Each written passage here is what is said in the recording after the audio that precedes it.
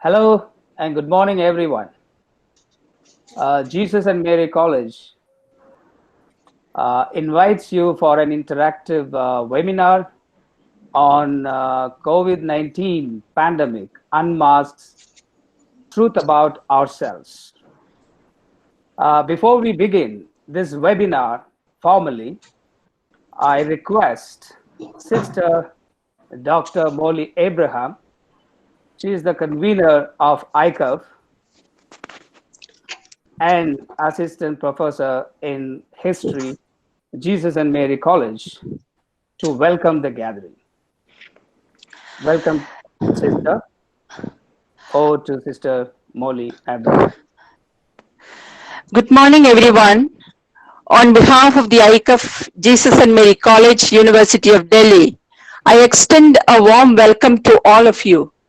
It is absolutely my pleasure to welcome you all to this AICUF webinar series.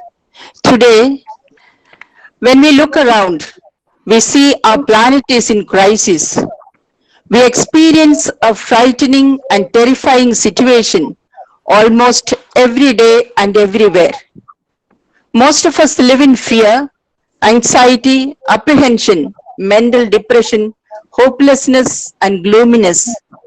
We see that there are instances where people take away their own precious lives due to lack of understanding about their own self.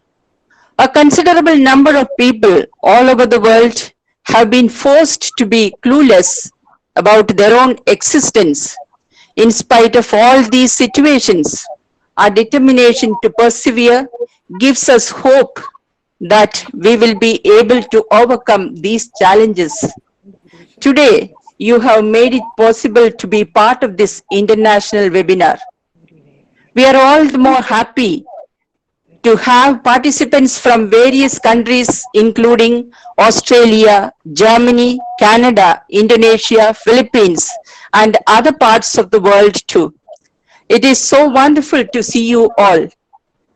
I extend a special welcome to our resource person, Dr. Anthony J. D'Souza, who will be speaking on how COVID-19 pandemic unmasks truth about ourselves.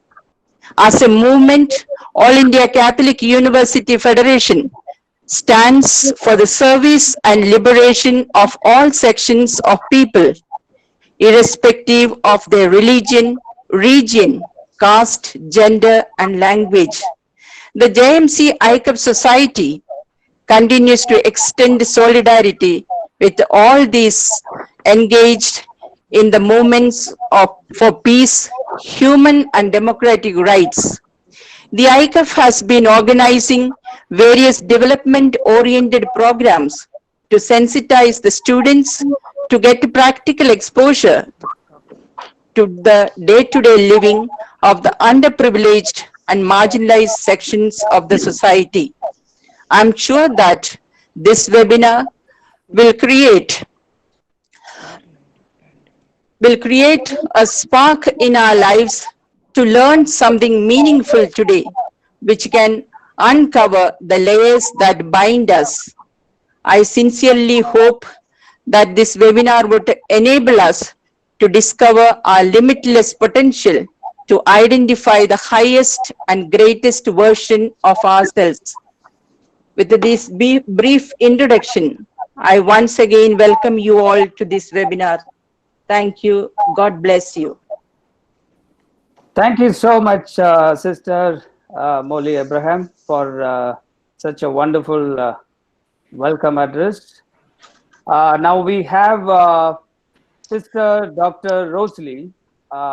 She is the principal of Jesus and Mary College.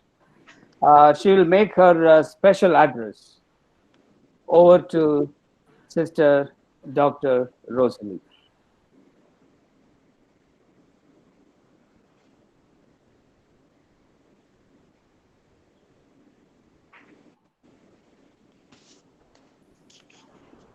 A very good morning to you all, and a warm welcome to our speaker for today, Dr. Anthony J. D'Souza, SJ, Thank you, Father, for accepting our invitation.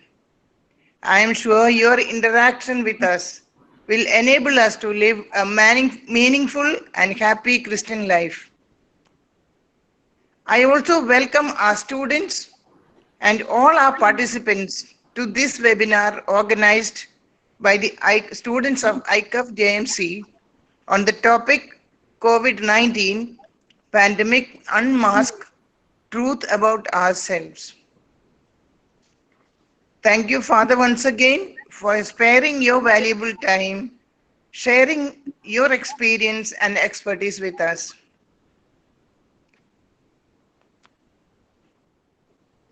Today, in this pandemic time, the whole world is wearing masks.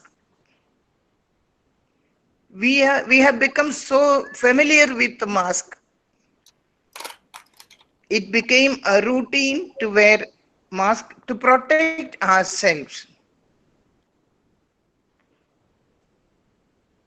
When we are not secure, we feel the need for mask. We are also aware that we need to protect ourselves in many situations. In our social life, we often wear the invisible mask according to the situations and need to protect ourselves, to hide our real self, or to impress others. We wear different kind of masks in different situations.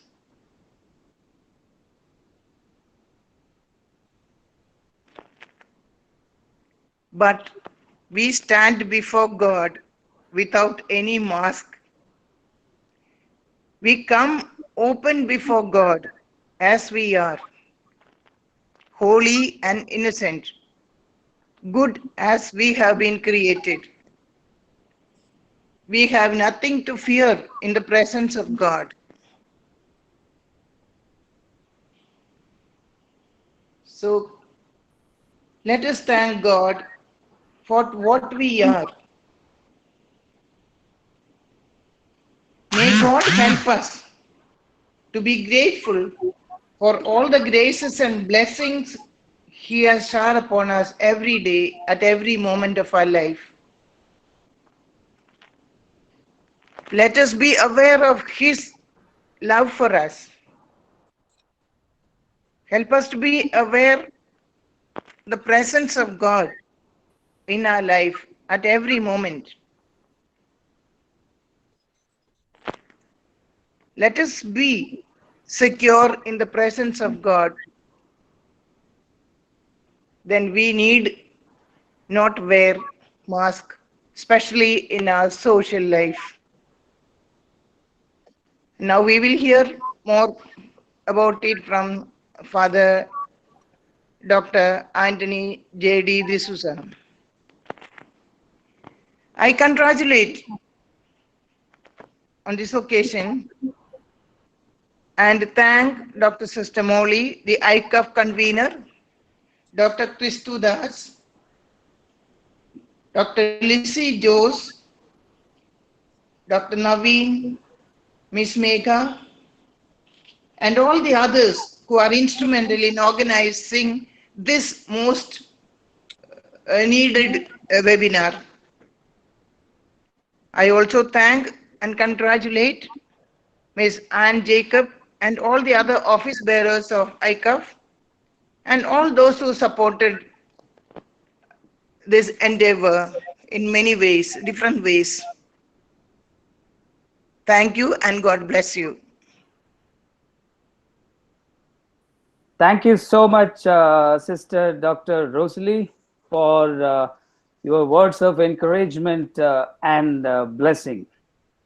Now we have Mr. Naveen Joseph Thomas, Assistant Professor in Economics, Jesus and Mary College. He will be introducing the speaker. Over to Naveen Joseph Thomas. It gives me immense pleasure to introduce our speaker for the day, Dr. Anthony J. D'Souza. He is a Jesuit of the Bombay province. He did his master's in clinical psychology at the University of Bombay, doctorate and post-doctorate at the Wright State University, Dayton, Ohio, USA.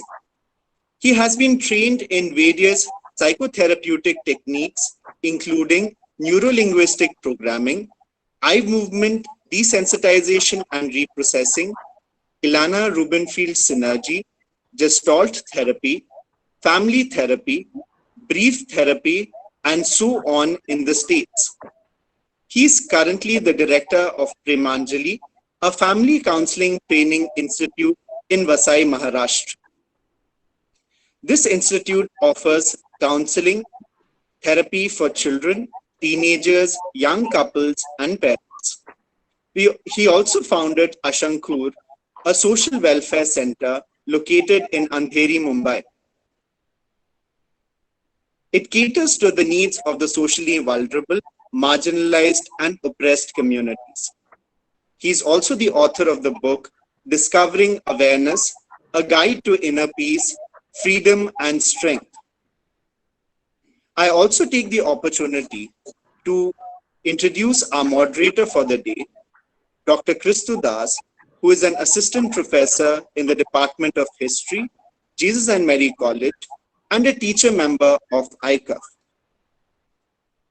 I would also like to welcome several of our esteemed guests who have taken time from their very busy schedule to grace this occasion, and this includes Justice Kurian Joseph. Thank you for your presence here. Over to you, Dr. Christu, to begin the session and invite our speaker to begin his session. Thank you.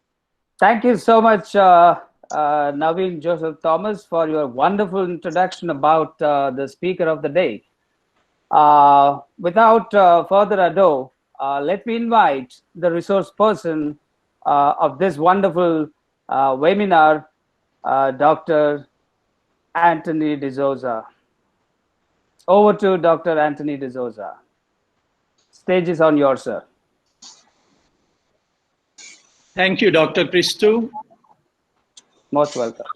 I'm overwhelmed by the response that you have received.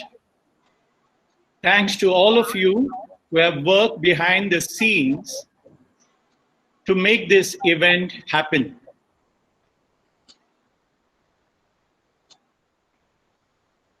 Sister Rosalie, I think, beautifully presented in a nutshell what I'm going to present to you this morning. The masks. What does unmasking ourselves in this situation mean? First, let us look quickly at our reality. The COVID-19 pandemic has reshaped our personal relationships in unprecedented ways, forcing us to live closer to each other, closer to some people, and further apart from others. Life in lockdown state has necessitated close, constant contact with our families and partners, but social distancing measures have isolated us from our friends and wider communities, as well as entertainment facilities, at least some of them. The sudden lockdown and successive extensions of this lockdown and the spread of infection and some resultant deaths have impacted our lives at different levels. Let's look at the lockdown quickly. What happened? First of all, it happened all of a sudden in India. Suddenly, most shops were closed. public places, malls, restaurants, bars, movie theaters, beaches, temples, mosques, churches, and places of worship were no longer open. For sports lovers, no live sports to watch. Companies pulled down their shutters. Marriages were cancelled. In some sense, almost overnight, our social life came to a halt to some extent. People rushed to collect essential goods. And in this, some people lost their jobs. Some of them visiting people from other states who came for better prospects in our state suddenly found themselves jobless, homeless. And thanks to some people of goodwill and eventually some government efforts, they were helped to some extent, but they were desperately looking for a way to return home. How did all this affect us psychologically? Suddenly there was total seclusion. Initially, everyone felt nice, all of us being together at home. Children were happy to spend quality time with their parents. And of course, happy extended holidays. But over time, they began to experience anxiety, fears. And I've realized some children began to experience unresolved issues of their childhood. The youth also were happy.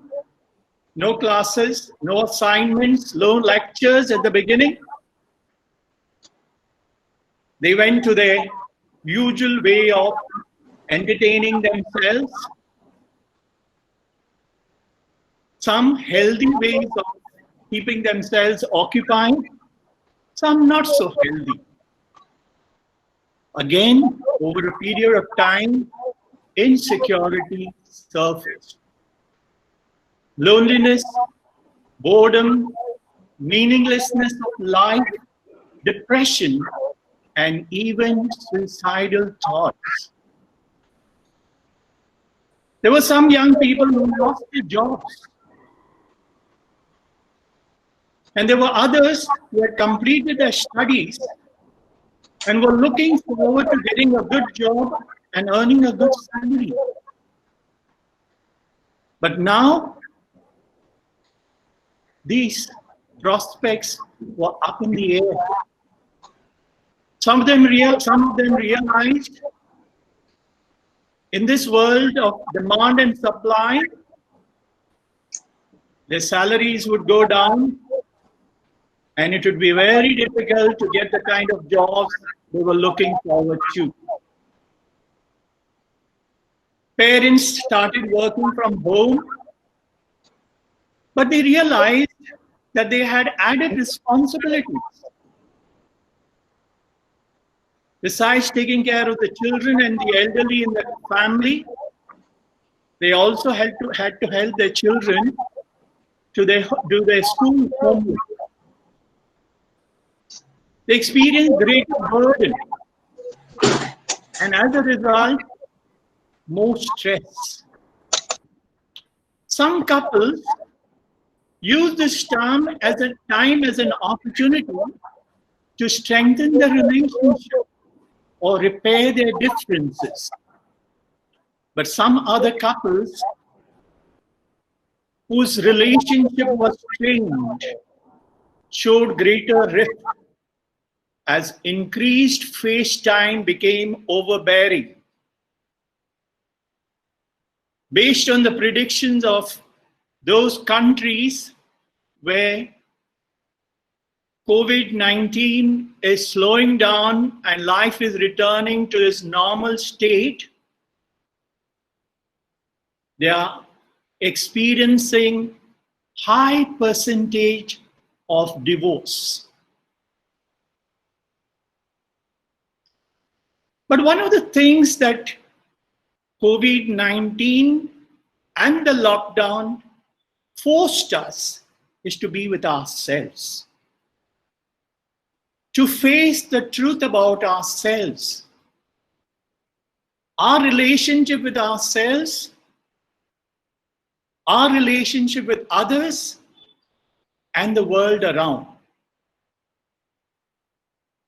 Many began to experience loneliness, anxiety,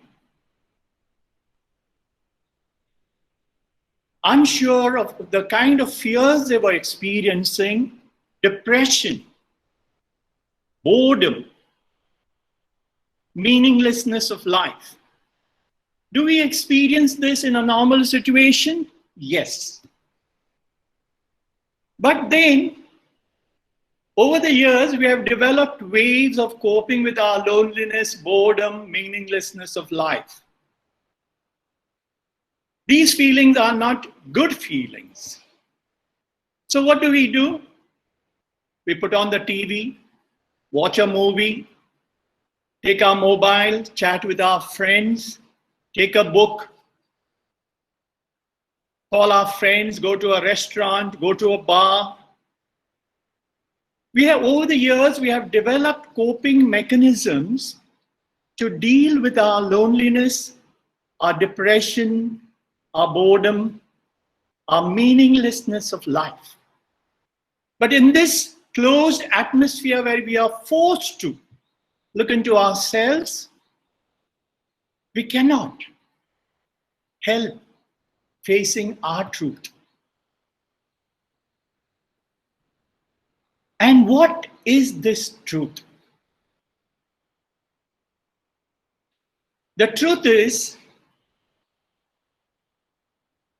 when we are really able to attend to our loneliness, our boredom, our meaninglessness of life, our depression, honestly face this truth, it will come with a message. And what is this message? My life as it is lived is not deeply satisfying. It's a wake-up call. It's a voice of sanity nudging us. It's soft, gentle, consistent. But it won't leave us alone. It is forcing us to face ourselves. So, how do we deal with this? We go and look at ourselves. Look at ourselves and be aware of what is happening to me. Look at the quality of my life, quality of my relationship. How do I spend my time? Is it really deeply satisfying for me? It's forcing me to look at my relationships. Are they superficial or are they deep? I cannot any longer live a superficial life. I cannot. Because this closed atmosphere that forces us to look into ourselves is making us see the truth about ourselves, that our lives as it is lived is not deeply satisfying. Then what do we do? Before I give you the answer, after being aware of myself, I need to look at why we are the way we are. Why do we operate in the way we do? How is this mask placed on us? How is this controlling our lives, our choices, our decisions? If you remember, psychologists, educators, all of us, and motivators, all of us tell us that we have to build our self-image, our self-esteem, our personality. We talk about someone having a great personality. But do we know where the word personality comes from? It comes from a Greek word, persona, which is a mask. Now, this mask has been placed on us right from our childhood, so subtly, so gently, that we are not even aware that this mask is controlling us in numerous ways. Let me tell you how this mask is operative in our society and how this has been given to us. First, let me give you an example. I'm sure all of you have seen, because advertisers spend crores of rupees to advertise a product. Many of you have seen Raymond suiting advertisement. What is the message? Complete man. Now, if you look at that message, it is something like this. If you wear Raymond suiting, you'll be a complete man. And you feel good. If I were to say to one of the ladies here, in Bombay or Mumbai, a new shop has opened. It has the latest designed salwar kameez outfits. And if I were to say to one of you, if you were to wear it, you would look very pretty. And the person is likely to feel good.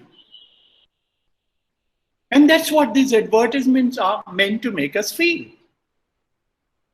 But let us look at the message closely. And if you look at the message closely, what does it say? It has got two messages, in fact. One that is communicated at the conscious level, and the other one that is communicated at the non-conscious level. So one goes straight to the conscious, and the other one goes to the unconscious, which is a conscious message in this Raymond suiting advertisement. If you wear Raymond suiting, you'll be a complete man.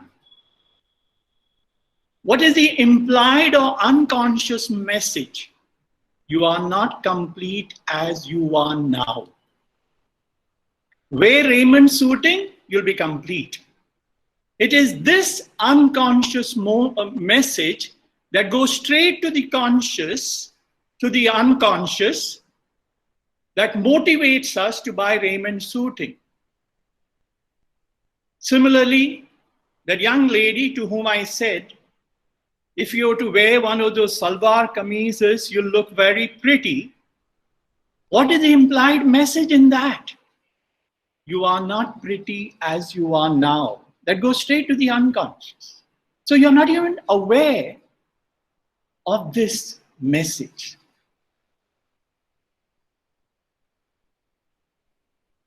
Now just think of this. We as educators, as parents, have been using, our parents have used it with us, and we are using it with our children, what I call conditional messages. If you go to church every day, if you go to the temple regularly, if you go to the mosque, you'll be a holy girl or holy boy. What is implied? You're not holy as you are now. If you listen to your parents, you'll be a good boy or good girl. What is the implied message here? You're not good as you are now. If you work very hard, you'll be a clever boy. So you and I have received right from our childhood, from the society, that is at home, in schools, in our churches, mosques and temples, these what I call conditional messages. And now, Eric Berne, the founder of transactional therapy, says by age 4 or 5, all of us have developed a life position, I'm not okay. Now, it's not only that I feel I'm not okay, the society not only tells me I'm not okay, but they also tell me how to make myself okay. Do this, achieve this, climb this ladder, get this degree, get this status, get this position. And we are all caught up in this rat race. So we are going after money, power, position, status to make us feel we are somebody. We are okay. That we are worthwhile just as worthwhile. Now, if you ask people how they have identified themselves with this, who are you? I'm a doctor. I'm a professor. I'm a priest. I'm a nun. I'm this. I'm a, what do you call it, a researcher. Or with the talents. I'm a musician. I'm a dancer. I'm a guitarist. No. We have identified ourselves with all these. Now they have become our identity. Our identity. That is our mask. What some spiritual writers will call false self. But that false self has become our reality, has become our identity. Now, if someone criticizes us, then what happens? The mask gets little cracked.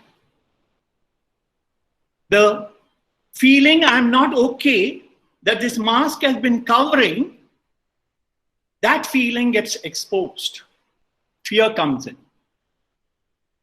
By the way, beneath all negative feelings that we experience is fear.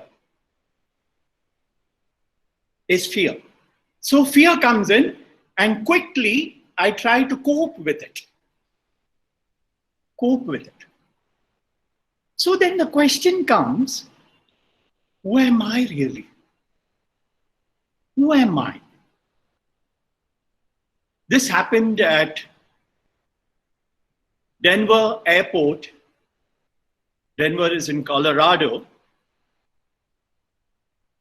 You see, the flight was packed full. It was delayed. And then the flight was cancelled. Then announcement came that the flight is cancelled. They have to go to counter so-and-so to rebook themselves for another flight. So there's a whole line of people waiting in the queue to rebook their flight. Then a gentleman, suited, goes right in front, slaps his ticket on the counter and says, "Ma'am, I have to get on to this flight, and that to first class. And the lady at the counter says, surely, sir, I'll do my best. But first, I have to take care of all these people standing in the queue. He didn't like that answer. So he said, do you know who I am? And the lady at the counter, without batting an eye, took the public address microphone and said, ladies and gentlemen, we have a man here who doesn't know who he is. If anyone can help him to find his identity, please report to gate so and so. He was furious. He used angrily a 4-letter abusive word. And the lady calmly responded to him, sir, even for that, you have to stand in the queue, stand in the line. So the question is, who am I? Now, those of us who have identified ourselves with the status, with our position, with our degrees, with all that, with our looks, our achievements, our talents, our abilities, are in for a shock. I've come across people who have retired from their jobs, very high-paying, high-status jobs. They retire. I've come across so many who go through depression. Why? Because they were somebody then, now they are nobody. And they cannot face it. Many of you might have heard about Marilyn Monroe. Marilyn Monroe killed herself. I'm going to read this because it came in Reader's Digest and you might like it. That will help you to understand in terms of where we place our value, our worth. The whole world seemed obsessed by the question of why this woman, possessing beauty, fame, and money in such abundance, had so feared or hated life that she could no longer face it. Hollywood brought her fame, money, adulation, and many admirers. She believed that her extraordinary power to project sex was a great gift.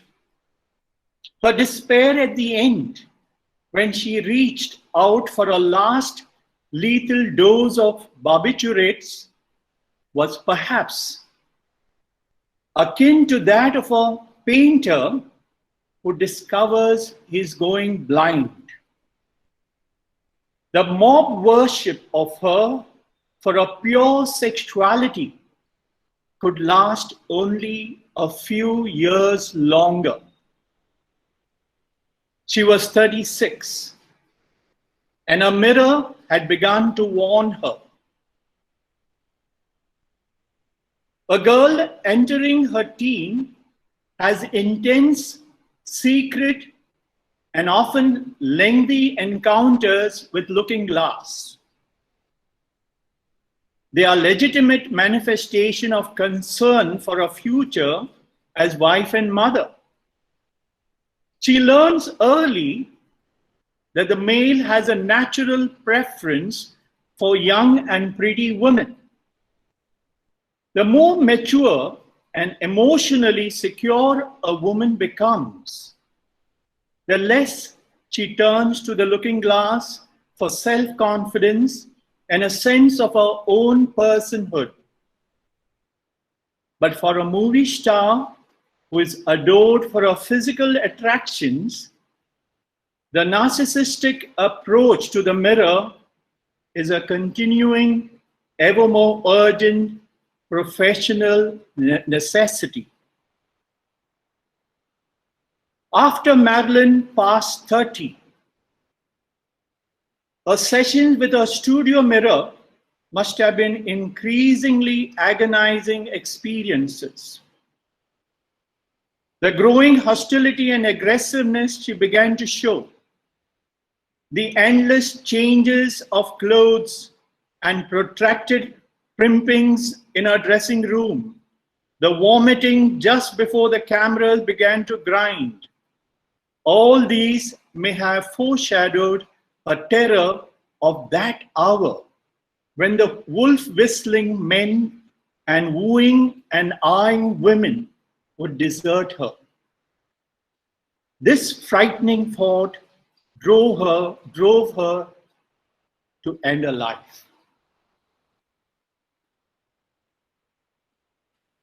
So, first question that we are asking, who am I? What is my true self?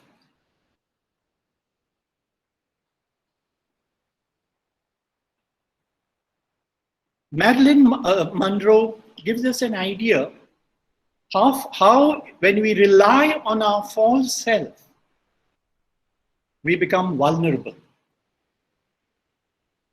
By the way, all our suffering comes from this false self, the mask. The second question I want to pose for us is, what do I really want? We are constantly bombarded by the media regarding things that will make us happy. Or they tell us how to increase our happiness. A smartphone today, after 2 years, doesn't seem so smart. Today it made us feel somebody. Now I have to discard it, find something. The fashion world. Constantly we are being bombarded in terms of how to be happy or how to increase our happiness. I don't know how many of you have seen this movie, The Bucket List. I like that movie because there's one scene which touched me the most. For those who have not seen the movie, it is the gist of the whole plot is this: two men, Jack Nicholson and Morgan Freeman, find themselves together in a hospital room with terminal cancer and just 6 months to live. Morgan Freeman likes history. He's an Afro-American, Native American, Afro-Native American. He's jotting down something on his notepad. Just then the nurse comes with his latest test results. They aren't good. So he tears the sheet from the notepad, crumples it, and throws it on the floor. Jack Nicholson on the other side is curious to know what he's writing. So he picks up that paper, stretches it, and then asks Morgan Freeman, what is this? This is the bucket list. The things I wanted to do before I died, before I kicked the bucket. So Jack Nicholson says, oh, that's wonderful. I also would like to add my list. Let's do it. I've got lots of money. Money is not an issue for me. In fact, he owned that hospital. So they go, fulfilling their bucket list. When they are in Egypt, Morgan Freeman, who knows history, shares something. He says, you know, the Egyptian gods have a nice way of deciding who should enter heaven or not. When people die and their souls come before the gate of heaven, they ask them 2 questions. And the answers to these questions will determine whether they will enter heaven or not. What are these 2 questions? The first question is, have you found joy in your life? Have you found joy in your life? 2, has your life brought joy to others? When I heard these 2 questions, I was so touched because they summarize the total meaning of our existence. I may have power, I have money, I have influence. Bottom line, have you found joy in your life? I've got degrees. So many people appreciate me. I've got so many followers. Have you found joy in your life? That's the bottom question. So I began to reflect on this. Then I began to make a distinction between happiness and joy. I know the distinction that I'm making is not the dictionary distinction. We use joy and happiness interchangeably. But I'm going to separate joy and happiness. Happiness is very much dependent on a number of things. You praise me. You say, Tony, this talk was wonderful. I feel happy. You criticize me. I feel down. Someone gives me something unexpectedly. I feel happy. Suddenly something that I expected didn't happen. I feel sad. I feel upset. Right from childhood, we have been going after happiness, which is dependent. And who controls our so-called happiness? Others. If someone praises me, someone says, you look very pretty, you look handsome, I feel happy. Someone criticizes me, I feel down. So my life is a puppet life.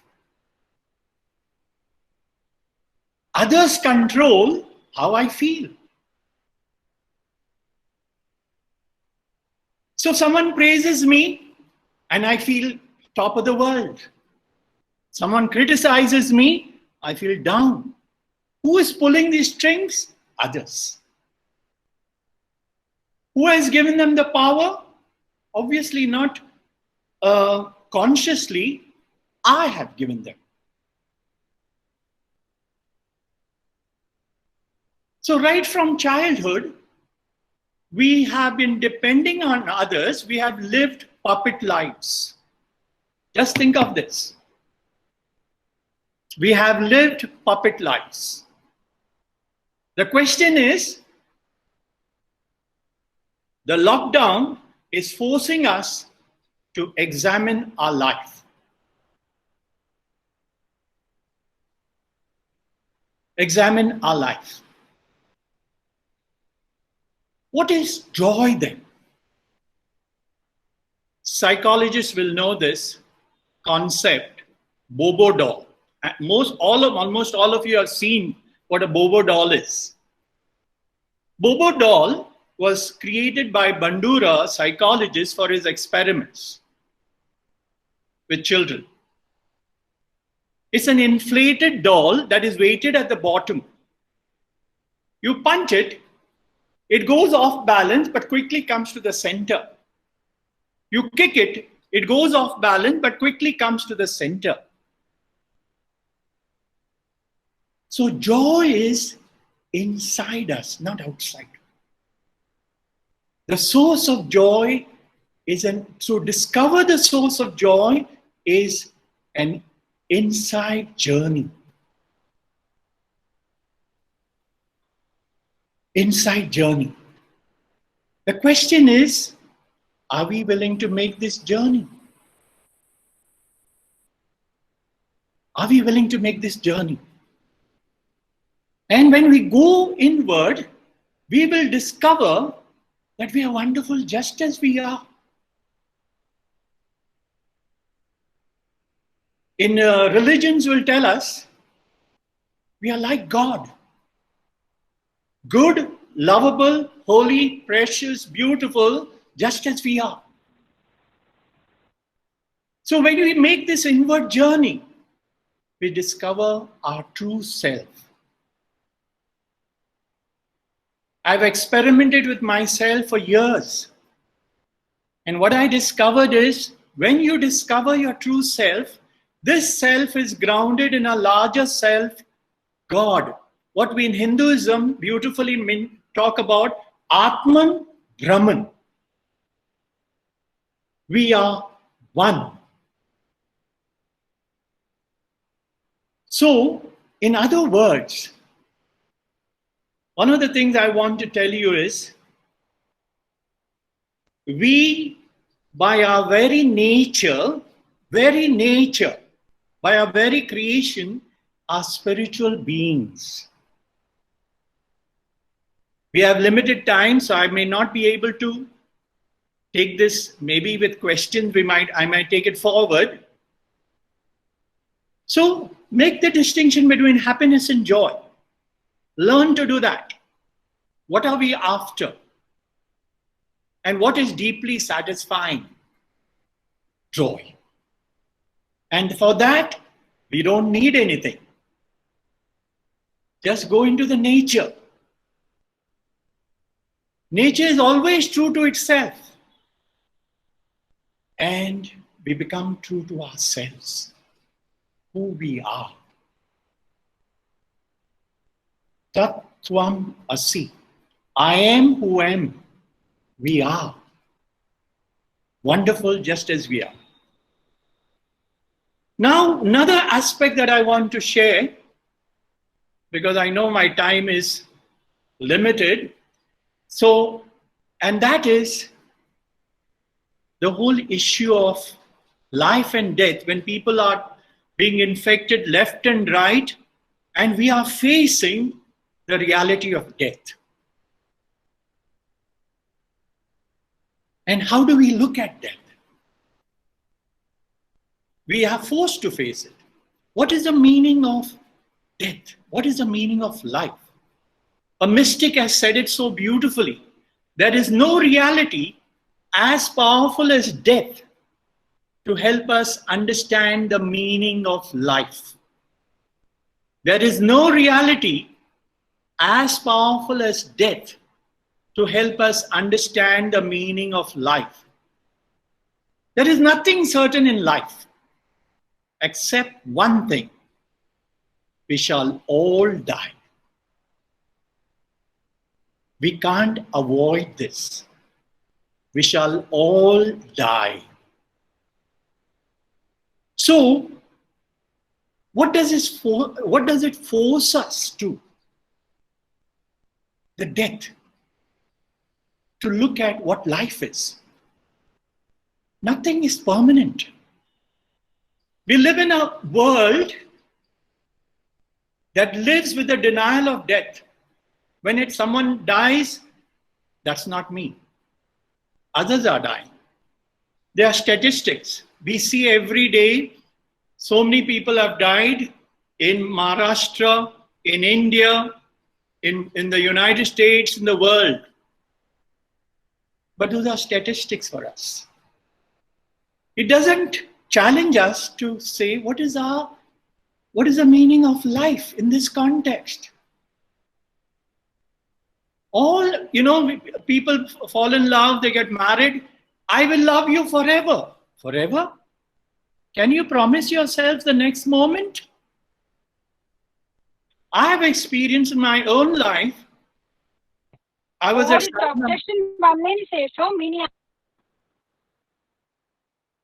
Can you hear me?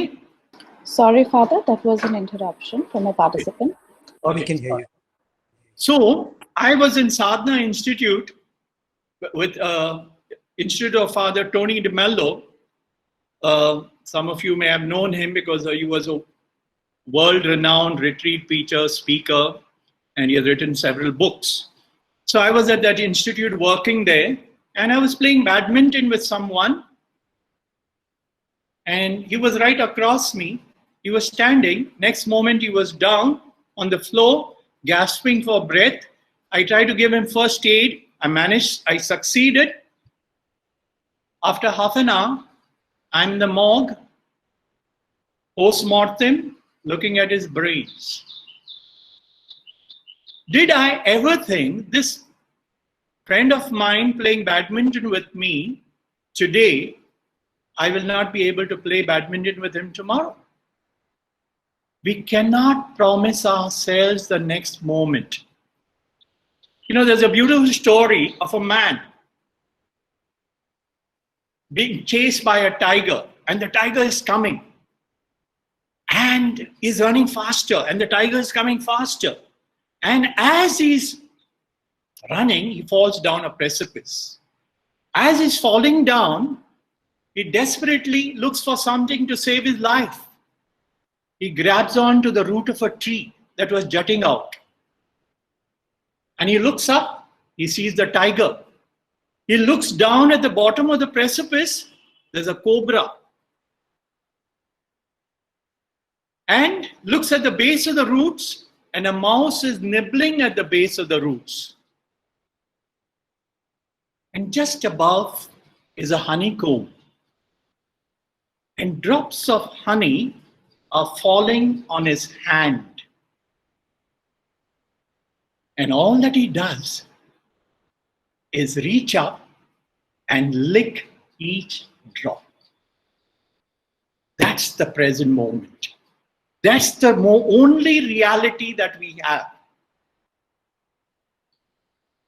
Only reality.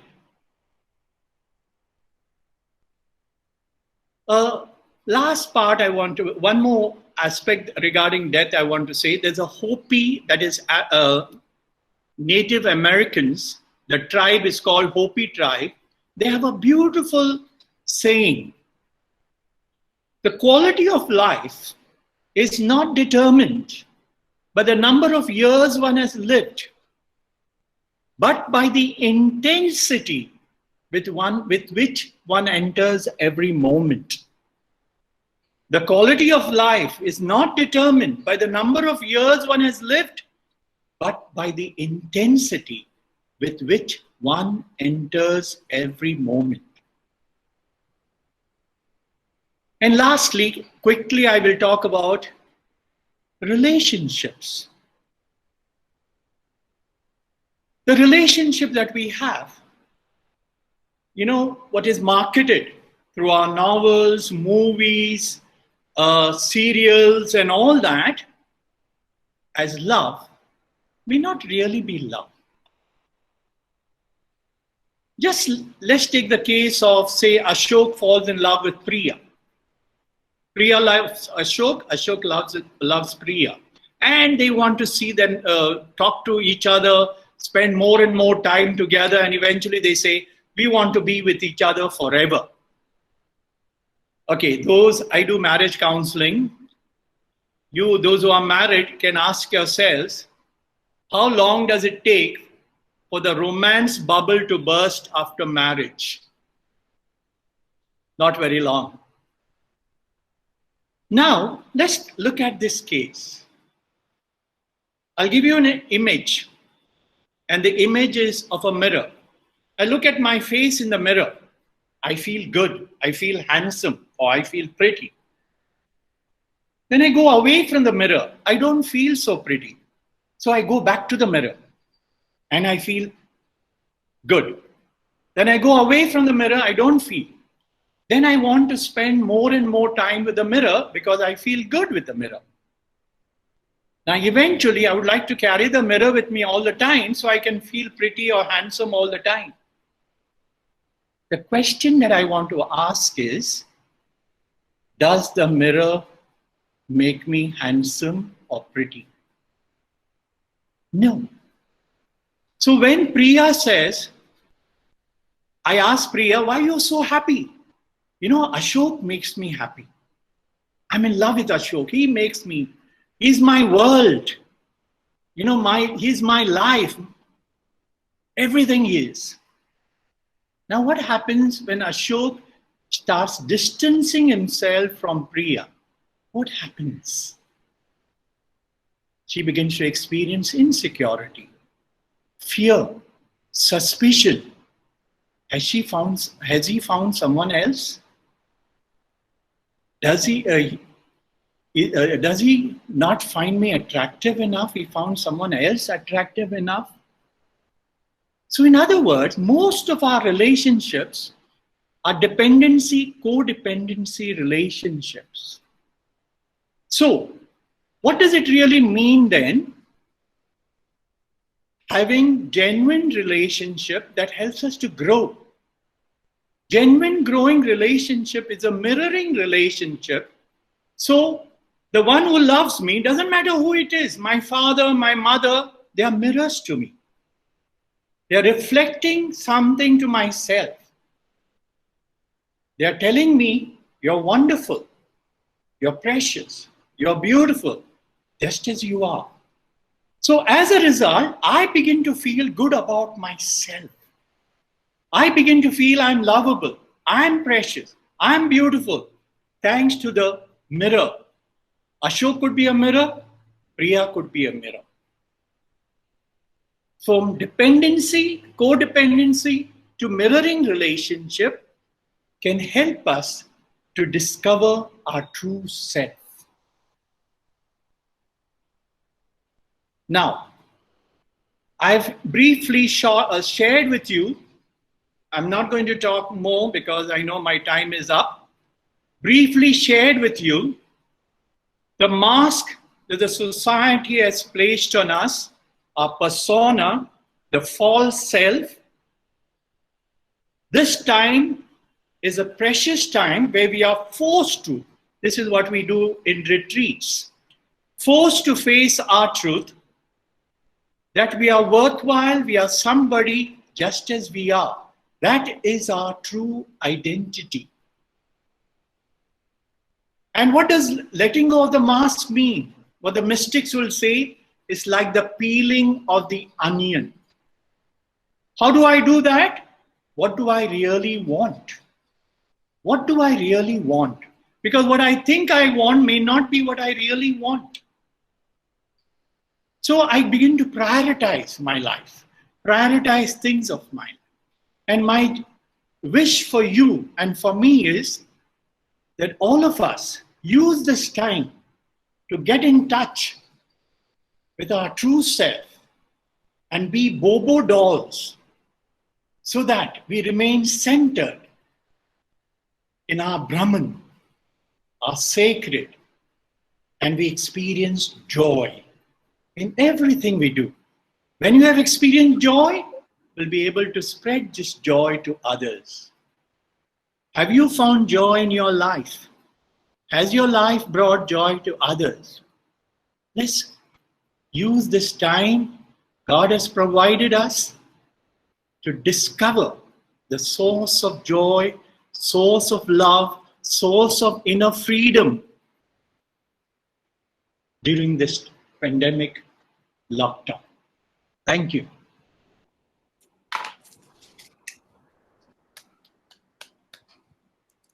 Thank you so much, Dr.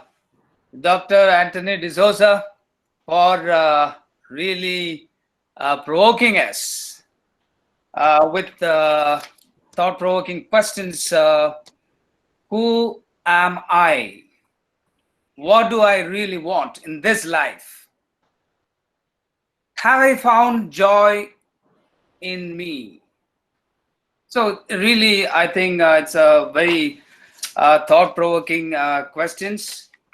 And you also have, during the course of your talk, helped us understand how different kinds of masks have been placed on us gently from our childhood without we actually identify them. In most of the cases, these masks control us in one way or the other. And you also, as a well-trained professional clinical psychologist, you have enlightened us with your insightful talk. I'm sure all of us agree with your wonderful sharing, which enable us to discover our true potential. I think it's a very, very important. We do have a couple of questions from our participants today. So maybe you can share your ideas, and you can reflect what is this questions from we have received from some of the participants. There are people who have asked questions about mental health. So mostly, as you all know, students are undergoing a period of depression in various ways because their exams are finally confirmed and they have to work hard, and most of the students may not have a proper mechanism for their examinations. Question we have, with the lockdown, we are witnessing historic rise in mental health problems where several people are committing suicides. A solution that is being promoted to tackle this is the trending Instagram therapy. What is your take on this issue? Do you think it's a step towards stigmatizing mental health, or it is a misguided approach to therapy or human growth? So could you please share your ideas about this particular question, Doctor? Yes. Till this morning, I didn't know what that Instagram therapy was, to be honest with you. Yeah. I went on I Googled it, then I saw what it was. And so that whatever I'm sharing with you is my limited, because I've not used it. So I don't actually, even working in Google Meet and Zoom has been a new experience for me, but thanks to your organization, I'm getting this experience. Now, you see, at one level, it might be useful into, some people have a negative, what shall I say, there's nothing totally bad or good. So the good part is, for some people, it might be able, they, dispel their fears about counseling or therapy. Clarification what therapy really is, one. But, what I discovered is the tendency is to be superficial. Okay, there are a lot of generalizations. And those people, sometimes the problem is not as it seems, what the person thinks the problem is.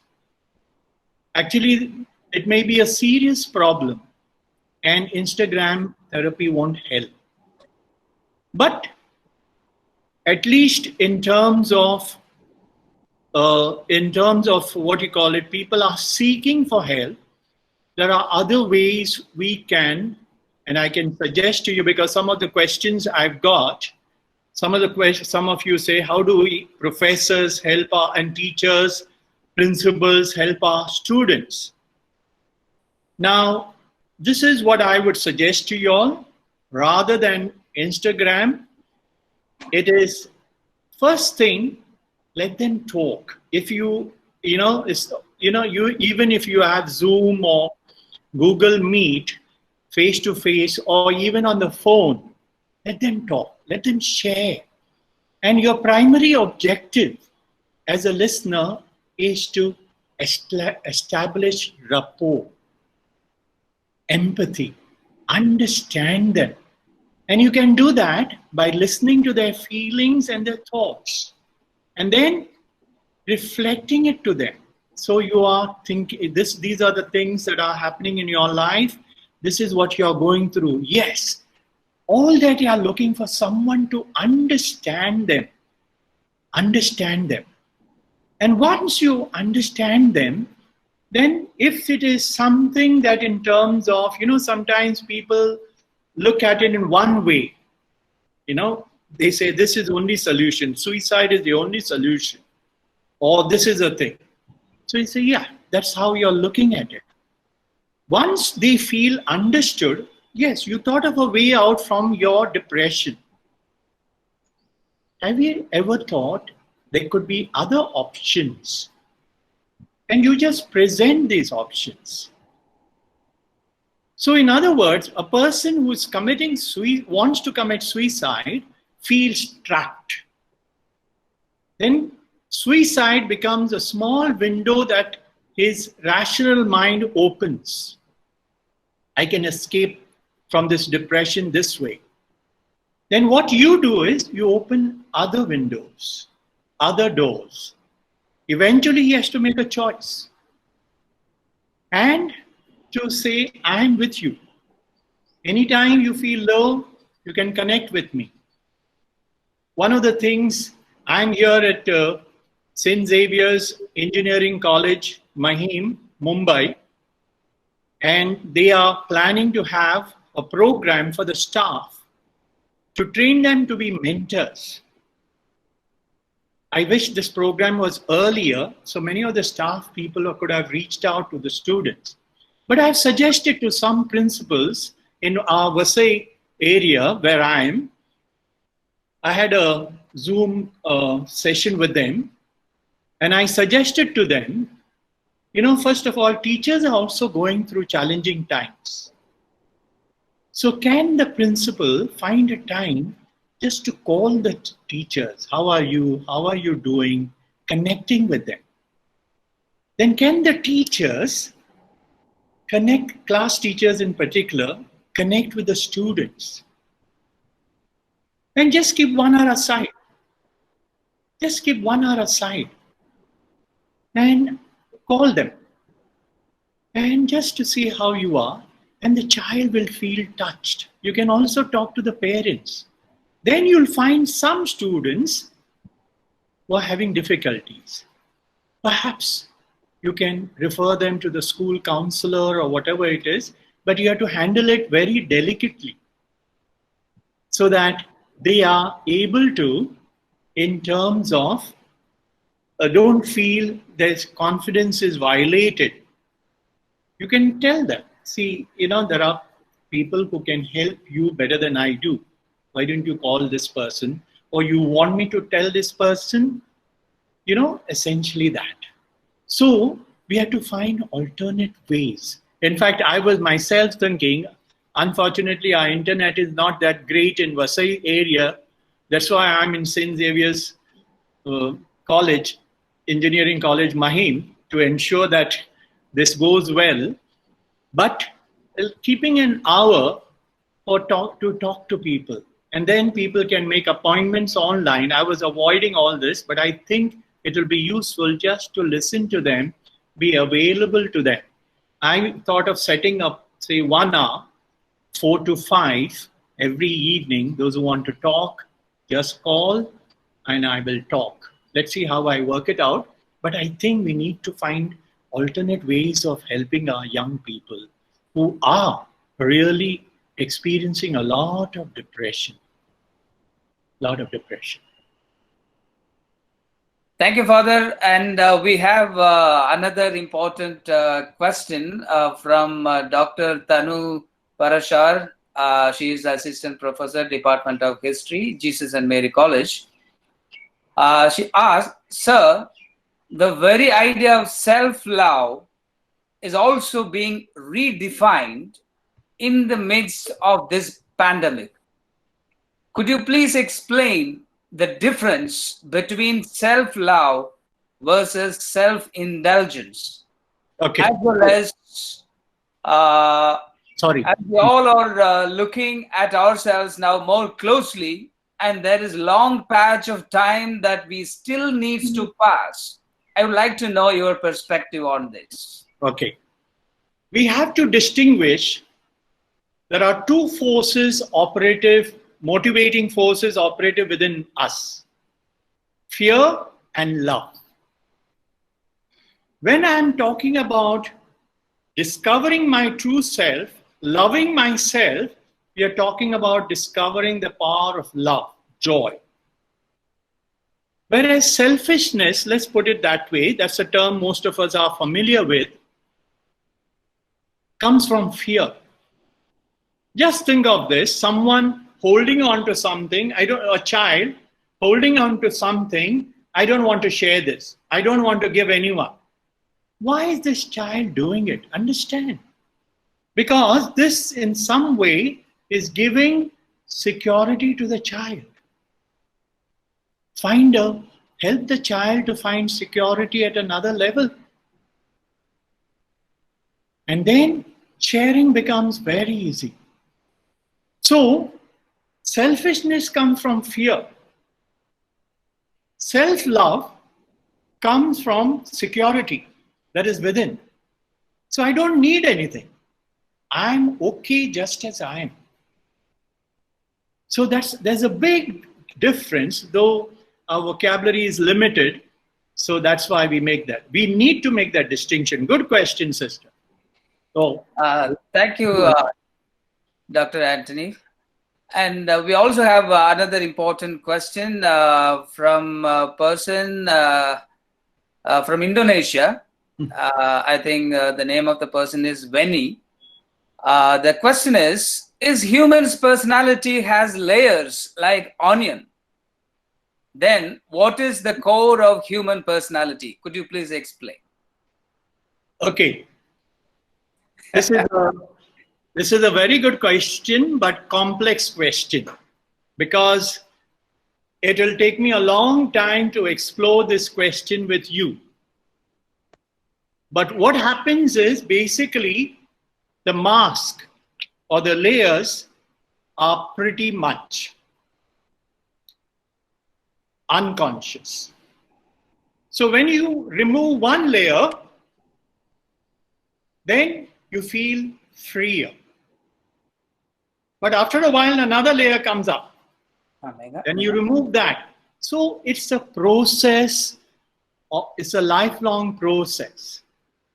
But what happens is, when we begin to start a process of discovering ourselves, that's what my retreats are generally. It's open to everybody, it doesn't focus on any religion, because I make a distinction between religion and spirituality. It is, I get all kinds of people, I've been giving it here as well as abroad. It's a psycho-spiritual perspective from an Eastern perspective. Okay? So, in terms of this, we have to slowly, it's a process. It's a lifelong process of uncovering ourselves, discovering deeper and deeper avenues.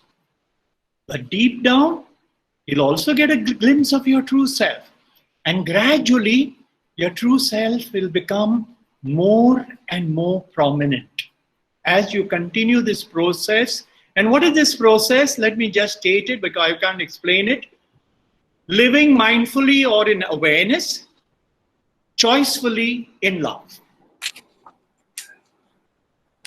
Thank you, Father. And before we go into the next aspects of questions, we have a special guest with us, Justice Hurian Thomas. former Justice, Supreme Court of India.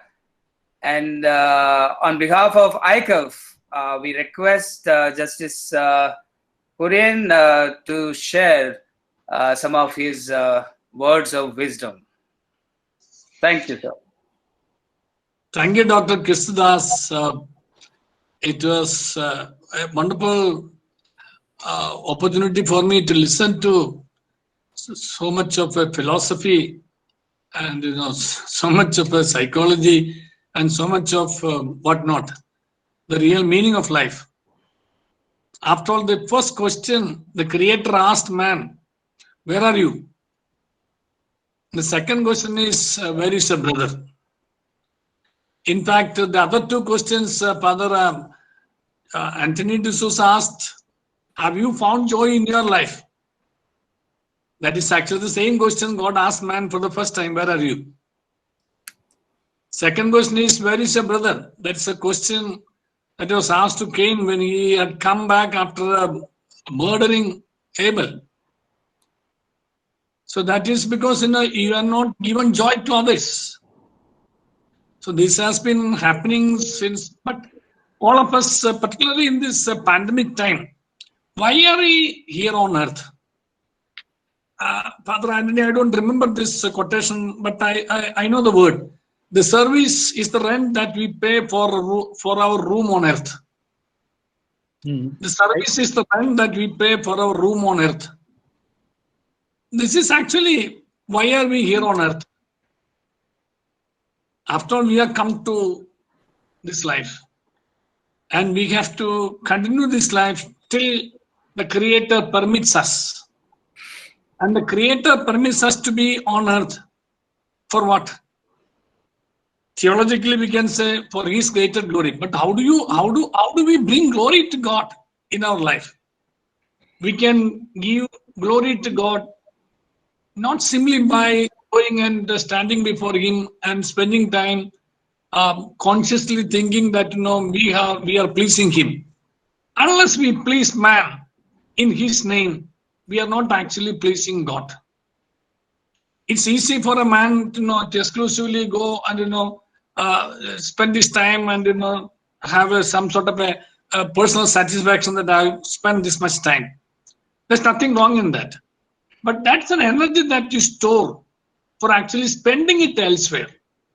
Unless you spend that energy elsewhere for the service of man, service of humanity, service of this created world, that means you are not spend your energy. Unless you spend your energy, there's no point in storing energy. Energy is something to be spent. So one reason for depression is, according to me, I'm not speaking in the psychological terms, but I'm speaking in the personal, in a common man, what I call common sense terms, to be precise about it. If we have a satisfaction that we have done something, if we have a satisfaction that I am become useful to somebody, if I found satisfaction that there is some meaning in life because I have given meaning to somebody's life, then there is no cause for depression because you are finding some real meaning. But how do you do it in pandemic? Yes, you can do it. You can do it simply, at least, being concerned about others. If you are really concerned about others, you will find out ways and means as to how to reach to them. Need not be by your money, need not be by your time, need not be by your physical presence, but as Father Anthony said, at least you can just help them. I am in fact involved in something called a distress management collective in Delhi. So I'm just getting the cooperation of so many people, and one thing that we are now proposing to do is dial before you die. So many people are committing suicide. The simple meaning of suicide, according to me, is a cry for help. So they are not having at least, somebody to speak. So dial before you die. So I really appreciate Father Andy that he has decided to spend 1 hour. All of us can spend 1 hour in our life to answer this sort of calls. Somebody calls us, they dials us before they want to die. They may die or they may not die, but after they have actually outpoured their emotions to us. Probably we may be in a position to give some light in their darkness. And that is actually the whole purpose of our existence in life. And these things I have learned in my AICUF days. I was a regional secretary of AICUF, and there was a senior leader in AICUF also, good old days in 70s. But AICUF has given me a lot of reflections on this sort of meaning in life and purpose in life. Thank you, Kristadas, and thank you, Sister Molly, and thank you, Sister Rosalie. And it was so nice to listen to Dr. Andheri D'Souza. God bless us all. Thank you, Justice Kurian Thomas, for your words of wisdom. Really, I still remember when you came to Jesus and Mary College a couple of months ago, you clearly made a distinction between knowledge and wisdom. I still remember whenever I talk to my students, I still quote you. Thank you. You're such an enlightening personality. And thank you so much for sharing your wisdom. And maybe we can invite some of the students to ask a question, I think, to make the program a little lively. We do have students like Rini Varghese and Lorraine. Maybe if you're available, could you please ask your question? We have got your questions. And if you're watching this session, maybe you can come forward and ask this question yourself. That will be very interesting to hear from you. Hello, Rini, Lorraine, over to you. Pleasant afternoon, everyone. My question is to Father Anthony. If God so loved the world, then why did he bring sin into this world? Why did he not make a peaceful and a joyful world for us? That's my question, Father. Your question is $1 million question, which all of us have. But I'll tell you, my answer doesn't necessarily mean the right answer. If you really look at ourselves, now I'm moving into another field, neurology. If you look at ourselves, though we call ourselves human beings, we are more animal-like than human-like. In terms of this evolution, neurological evolution, we are in the adolescent phase. What does it mean? Adolescent is someone who has left the shore of childhood but hasn't yet reached the shore of adulthood. Neurologically, we have two brains which we call animal brain, reptilian brain and mammalian brain, which are very much reptiles and mammals. One is 300 million years old, reptilian brain, mammalian brain is 200 million years old. Human brain is the latest addition. Okay, so we are in the middle. Now, reptilian and mammalian brain, animals, if you notice, their primary focus is survival. And fear is very, very important for their survival. Very important. Now, those are part of us. And we are in the middle. They dominate us. There's a Bruce Lipton, a neurologist, a scientist, sorry. He's a scientist. And he's got a lot of YouTube presentations. He said 95% of our functioning is unconscious. 95. This reptilian brain and mammalian brain are unconscious. They are automatic. That's why addictions, compulsions, obsession, all these come from this. I'm in the middle. I can regress, I can progress. Then what does it mean to be fully human? which is the human brain, particularly the prefrontal lobe, which we call executive brain, is what characterizes us as human beings. It has a lot of function. One of the function, only one I'm mentioning, it is a capacity for compassion. There is insula, which they have discovered is linked with compassion. And what they also experimented and found out, when we meditate, when you do awareness or mindful exercises, it strengthens our prefrontal lobe. So in other words, what does it mean to be fully human? To live mindfully, choicefully, in love. Only we humans can become self-aware of ourselves, our behaviors. Animals can't. They go by reward and punishment, pleasure and pain. Only we humans have the capacity to choose. Sometimes I don't like to take this medicine, but I choose to take it. I like to take this, but I choose not to take it. But animals can't do that. So we have the capacity to live mindfully, choicefully, and operate from love. So what we are talking about is the whole process is on. And when we discover our human nature, we realize it is grounded in the sacred, in the divine. One saint said it so beautifully, "My heart is made for you, O God, and it will be restless until it rests in you." So that's our journey. Now, ready-made, we don't like. You know, when you have researched and found out and worked towards, that's exciting. Even the process is exciting. I think, you know, there is Alan Watts, a philosopher, British philosopher, said it so beautifully. God was bored with himself. So he hid himself in creation and among all living beings. Now he's finding himself. He's finding himself. So one of the things Bruce Lipton, the scientist, says is we are all connected with one another. There is Lynn McTaggart, a research journalist. She says there is energy.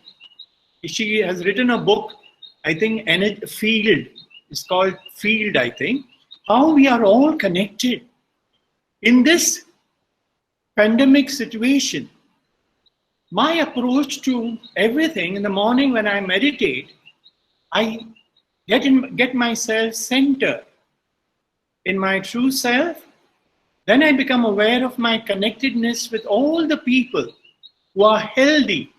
Suppose average healthy people in the world are 90%. 10% are infected by coronavirus. So I connect with all these persons. It's like a drop being part of the ocean. So all that energy is available to me. Then I connect with this energy, all those who have been infected. I begin with my Vasai area. I begin with the whole district, Maharashtra, India. I move towards the whole world. And we as one connect with all the people who have been affected by coronavirus. And we share our energy, our love, all the strength that is there to empower them to face this coronavirus. And then, but there is an exchange. They share their wisdom with us, with our immune system. What is the wisdom? They have experienced coronavirus. So their immune system has picked up aspects of coronavirus, which they share with us, and that will prepare us. When coronavirus comes, we get infected, whatever, we are able to handle it very well. So we are connected. We are one. We are one. Thank you, Dr. Anthony D'Souza, for this enlightening response to this question. Dr. Krishnadas, if you can give me a minute, I can just... Sure, Justice Korean. Yeah. Please go ahead. I had a story, a beautiful answer to this question. Somebody is asking, God, are you sleeping? Are you not seeing that, corona, people dying in accidents, wars, etc., etc.? Why don't you perform a miracle? Good Then question. God takes a moment and says, God says, why do you say I not performed a miracle? I have performed the best miracle I can. And this man asks, what is that miracle? I have created you. You are the solution for this. Sure. Yes. Actually, very true. Very true. Very true. I agree with this in the sense, actually, we have the power within us. We are God-like. We have the power within us to create miracles. Can we touch people with our lives, with our love? Can we touch people with our joy? Yes. And this is happening in our world. What is enlightened is the negative part. But there is so much of light that is operative in our world which is not highlighted. There are good people, wonderful people, and there are people who are not aware. There are no bad people. There are more people who are not aware of themselves. Aware of themselves, okay. Can we enlighten them? Share our love, share our joy, be compassionate. Compassion is love with understanding. Both words are important. It is my love that helps me to go across and connect with people who are suffering. So I begin to look at the world from their perspective. Then I become less judgmental, less dogmatic. I'm open. Thank you. Thank you, Justice Korean, for your wonderful response, and really it was enlightening. And we do have a couple of questions for Dr. Anthony D'Souza to respond. And we have a participant, Rita Singh from Patnagar University. So could you please unmute yourself to ask this question that you have? Hello, Rita Singh. Can I hear from you? Yes, there she is coming, I think. Over to you, Rita Singh.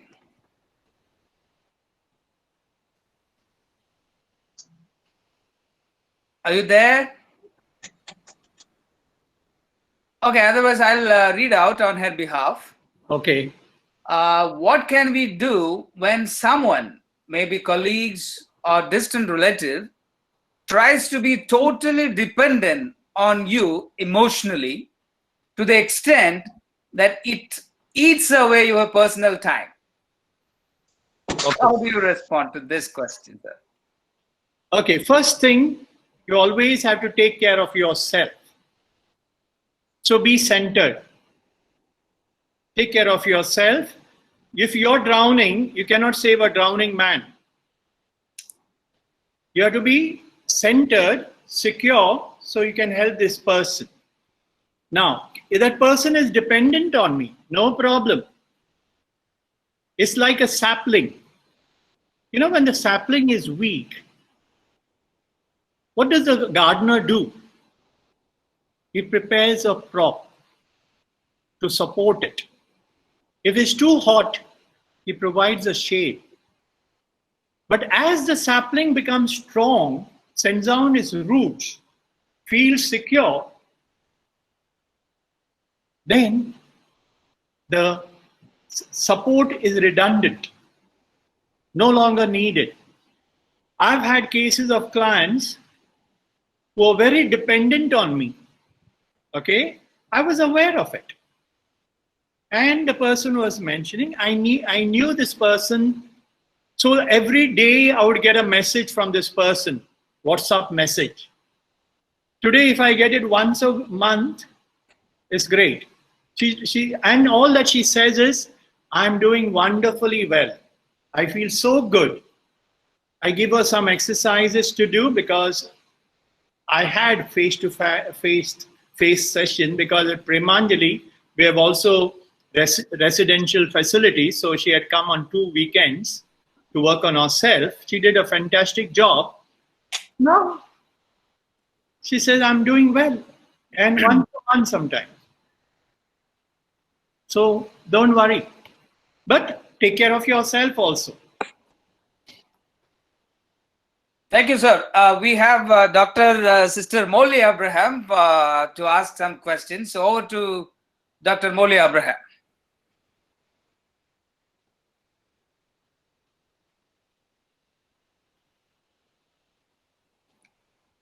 Sister, could you please unmute yourself to ask the questions that you have? Yes, now. Thank you. Father, we spoke a lot, but then can you explain little more? In all this, what has happened and happening, where is God coming in all this? Good question. Justice Kurian also mentioned God. So I avoided God just deliberately, because we have people who don't believe in God, and I have no problem with that.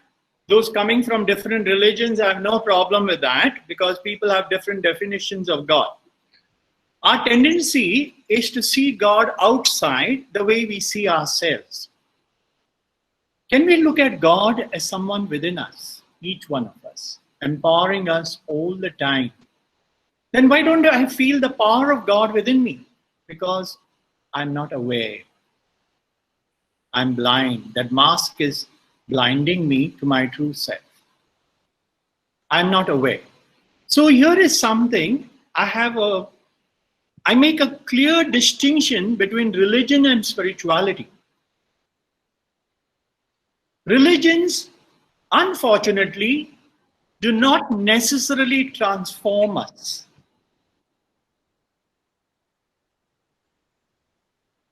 And what they do is, they only add to our mask. I'm a Christian. You know that identity? I'm a Christian. I'm a Muslim. I'm a Hindu. I'm a Parsi. No, you're a child of God. And you belong to this group. And you are part of this group because the practices of the group make meaning to you. So religions are meant to promote spirituality. That is union with God. Be fully human, fully divine. I like to quickly, I don't know how much time we have, quickly, what is spirituality? 4 C's. 4 C's. Consciousness, communication, community, commission. Consciousness, communication, community, commission. What does it mean? For example, I'm using my faith. You can think of your faith also. Jesus experienced some union with his father, whom he called Abba, which transformed his life. That is consciousness. He became aware of that. He shared communication. That led to the building of a community. What we in the gospel we read, early Christian community, who lived, who shared everything in common, lived with joyful hearts. And they were so filled with joy, they wanted to share with others, commission. But when the group becomes large, they have to be organized, structured. And then it becomes religion with 4 C's again. Creed, code, cult, and culture. Creed is you as a member of this group believe in these things. This is your creed. You don't violate this. This is, and then they find in the middle is I put it as a triangle, and the other one I make it into concentric circles, spirituality, 4 C's. This is a triangle, and in the middle is the book, whether it's Quran or Bible or whatever, Gita, whatever it is. So 4 C's, creed, this is what I believe, and they use the Bible or Quran to justify your creed. Code, as a member of this group, how do you behave? Your behavior, code of behavior. And certain practices, cultic practices. If you go to do this puja, you go for mass, things will be different. Not necessarily. The question is, does religion lead to your consciousness? Religion has helped us to discover, to be, in what example I gave you was Jesus, to be Jesus-like, Christ-like. But unfortunately, we are caught up in this. We are caught up with religion, but it's not transformative, sadly. So God is within us. And spirituality helps us to become conscious. This is God. Get in touch with the power of this God, power of love, which is limitless, fearless. I become fearless. There is no fear when you're centered in your true self. Okay.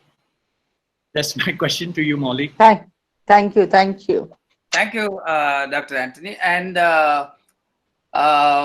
we have with us Dr. Nilima Chitkopekar. She is Associate Professor in History. And may I request Dr. Nilima, please share your words of wisdom.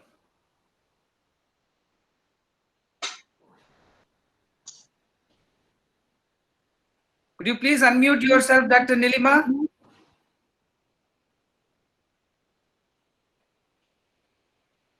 I hope she's there.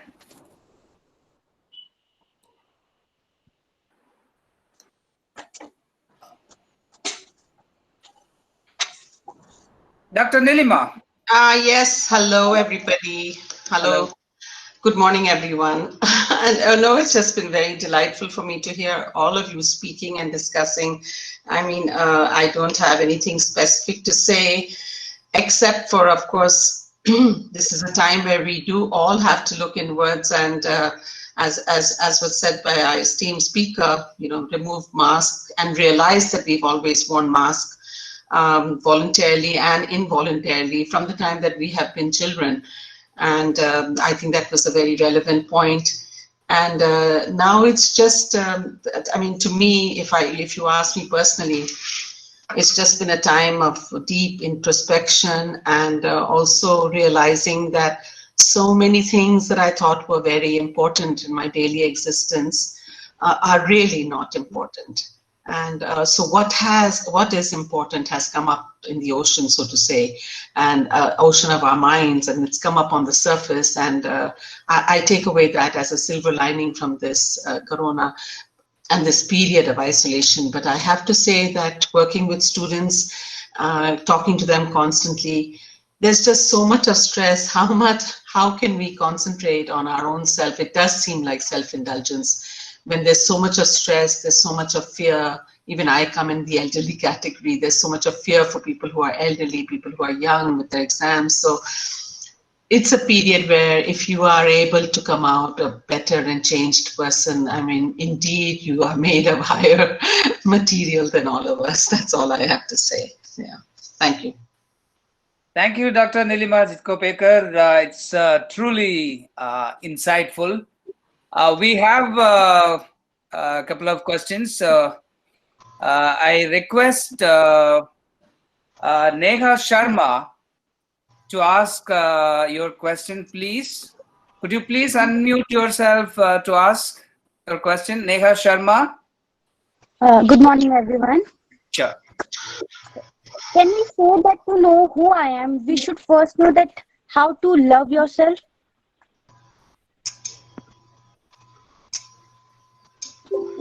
The question is to me?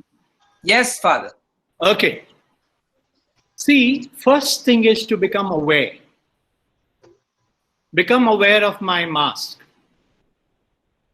And once I become aware, then I become also aware how my mask is preventing me or making me live artificial life. puppet life. And then as I go deeper, you'll begin to love yourself. You begin to see yourself that you are beautiful, lovable, precious, holy, just as you are. Now, is that easy? No. I'm not saying easy. Overnight, you can't do it. Because, you see, you remember 95% of our lives is unconscious, and reptilian brain is an automatic brain. We have got habituated to a particular way of looking, particular way of living. So just become aware of ourselves. That's the first stage, awareness. Second stage, understand why we are the way we are. And then as you begin to uncover yourself, and it's not possible here, I give people exercises where they can keep becoming aware of themselves and centering in their true self. And that's a process. Now, is it a lifelong process? Yes, because the power of the unconscious is so strong. So though we are, what you call it, adolescent phase in terms as humans, we tend to regress more than progress. Fear tends to control us more than love. Thank you, sir. And we have Gracie Raj. She has a question for you. Can I ask Gracie Raj to unmute yourself, please, to ask this question to the resource person? Yes, sir. Sure. Go ahead. Good morning, sir.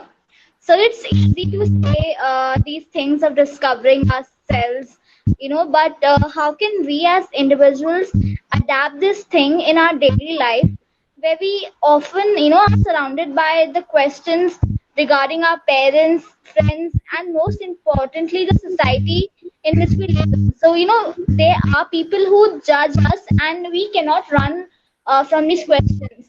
So, how can we adapt this thing, discovering of our true selves? Gracie, very good question. It's very, very difficult alone to do this. So what we need is support group, community group.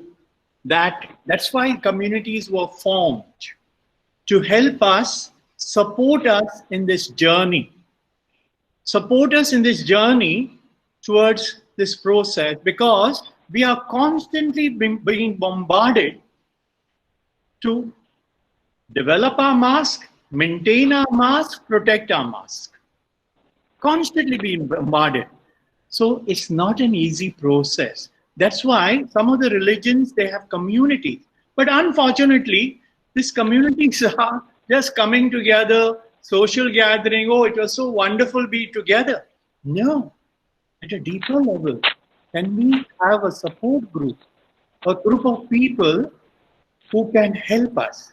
Secondly, to have a mentor, someone who can guide you, whom you can keep in touch with. And there are people who will come to me sometime they will just send a message. I have given programs in US. Just 2 days ago, someone sent me say, I would like to talk to you. And now with WhatsApp, it becomes easier. They don't have to spend money, and we can talk. And they will ask questions. They will ask questions. And, the thing is, essentially, we do need someone. It's very, as you rightly said, Gracie, it's very difficult alone. Very.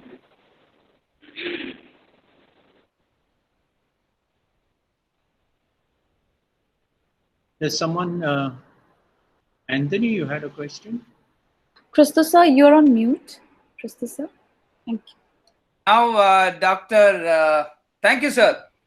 Now we have Sister Dr. Marina with us. She's the former principal, Jesus and Mary College. I request Sister Marina, please share her words of wisdom. Over to Sister Marina, please. Would you please unmute yourself, Sister?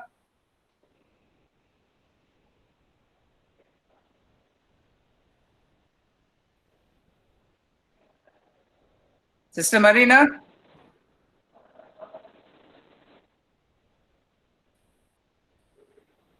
Okay, meanwhile, I request Dr. Rekha Dayal. She is Associate Professor in Commerce, Jesus and Mary College, to come forward and share words of wisdom. Thank you so much, Dr. Christodas. Can you hear me? Yes, ma'am. Please go ahead. Thank you so much. It has been a privilege, I would say, to listen to Father Tony and to listen to Justice Korean, because a very thought-provoking discourse it was. I really enjoyed listening to them.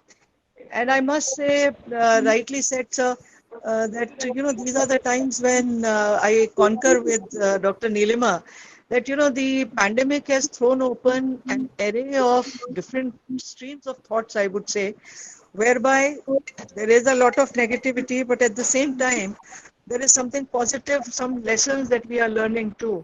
How to cope up in terms of, keeping ourselves mentally, emotionally, not just stable, but fit. And I also feel very strongly that, the kind of values that we had forgotten in our race for, the kind of, I would say, commercialism or materialism, that the families had been neglected. We are going back to our roots. And that, I think, is the positive aspect of this COVID-19. The kind of, relationship, the bonding between different layers in the family that is coming up. Our students are definitely, I would say the youth is stressed out, because I do get many calls from students, and I would share with you all that, we've been trying to not only speak to them about what they should be doing, but also in terms of sort of telling them, to remain positive, to remain absolutely, or develop some kind of hobby, so that, they are involved.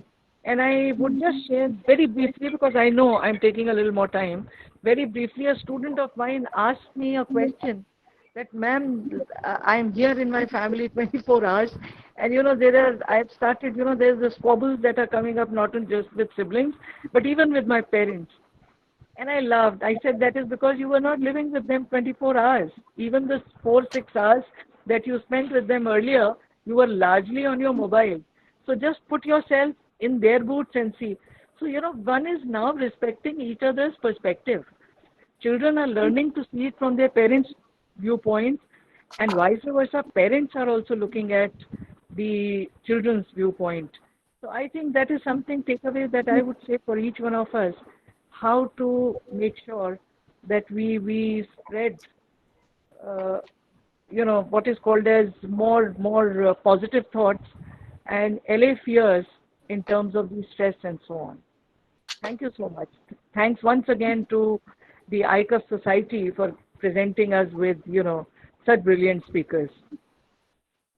Thank you so much, Dr. Rekha Dayal, for your insightful words. I think we have Sister Dr. Marina John, former principal, Jesus and Mary College.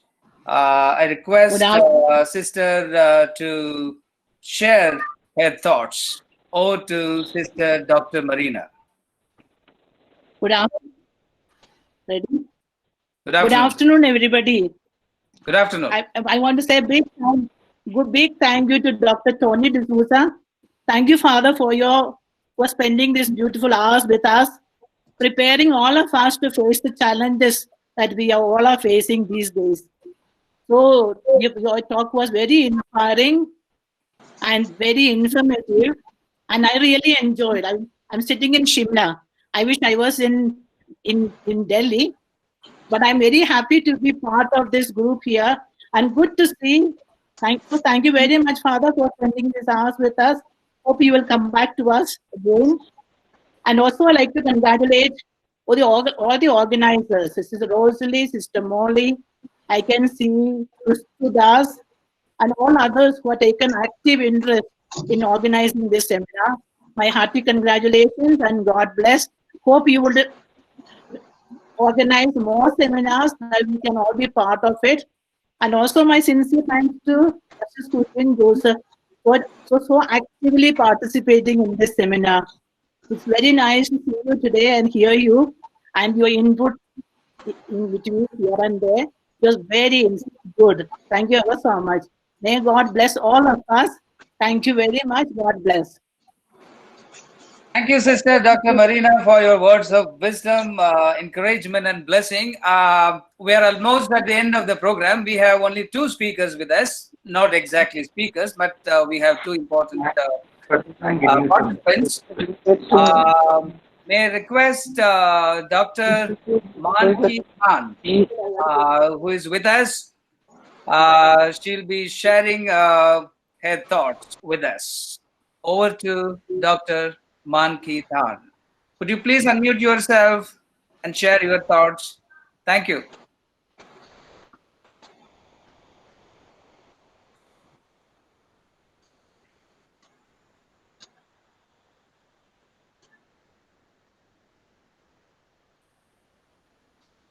Dr. Manki Khan, are you there? Maybe we can call upon the next person who is with us, Dr. Kalpana. Could you please unmute yourself, Dr. Kalpana, to share your thoughts? We'll be delighted to hear from you. Dr. Kalpana?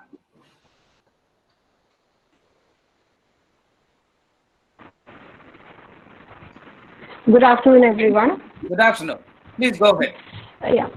Yes, as I had just given my feedback also, I've submitted the feedback form as well.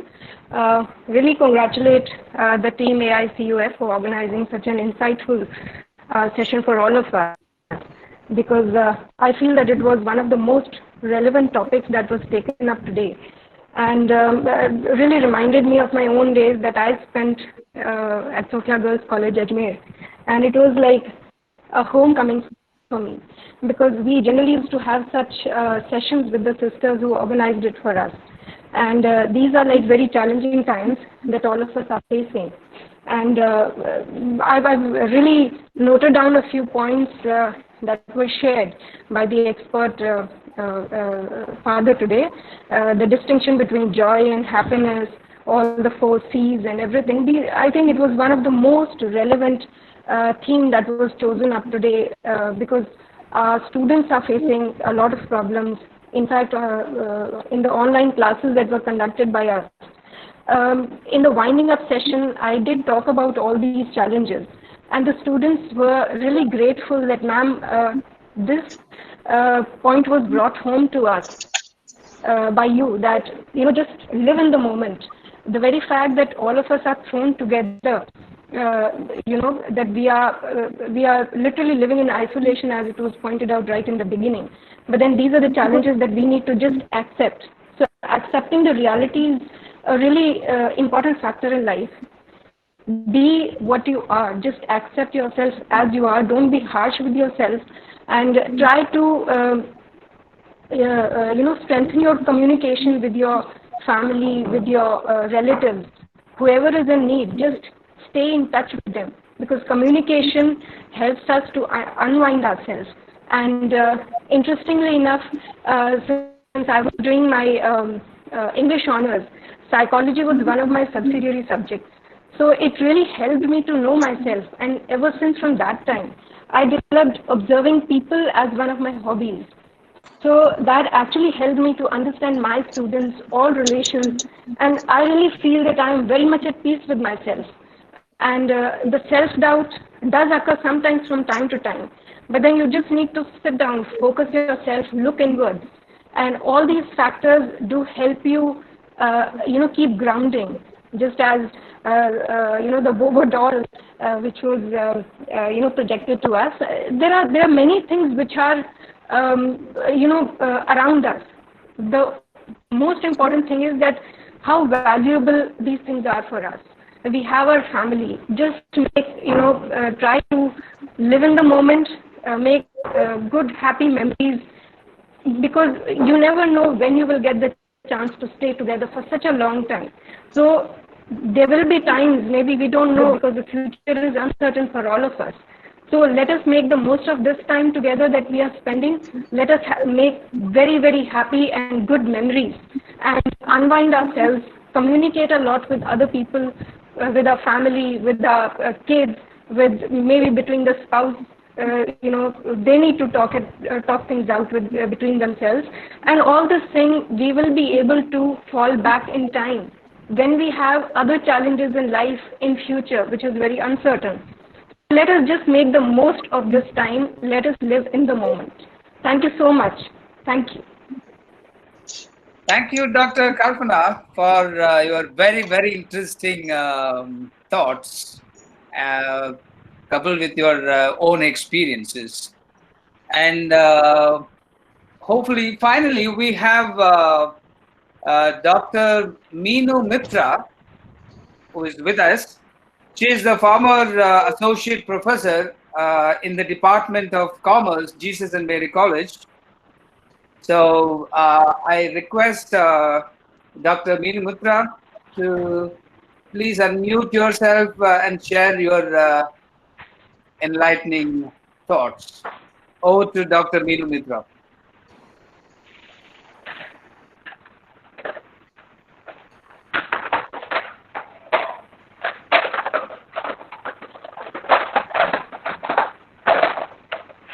Dr. Meenu Mitra, can we hear from you, please?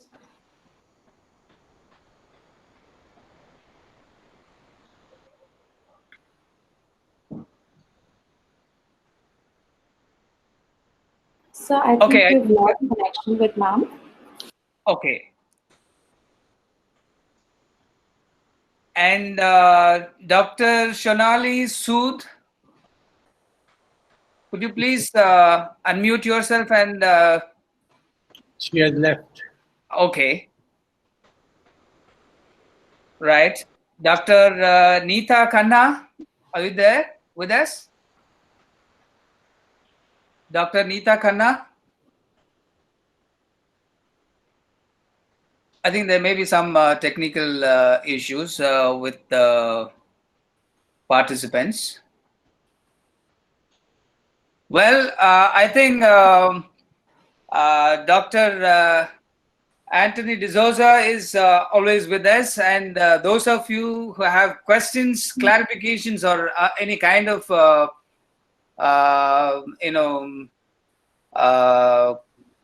professional related clarifications, we would be delighted to share his email ID also.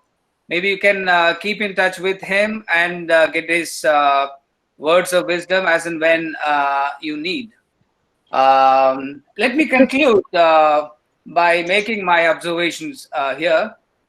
The ways in which Dr. Anthony D'Souza has contextualized how COVID-19 pandemic unmasks truth about ourselves, in fact, open up new vistas to find out wisdom and answers from within our inner voice.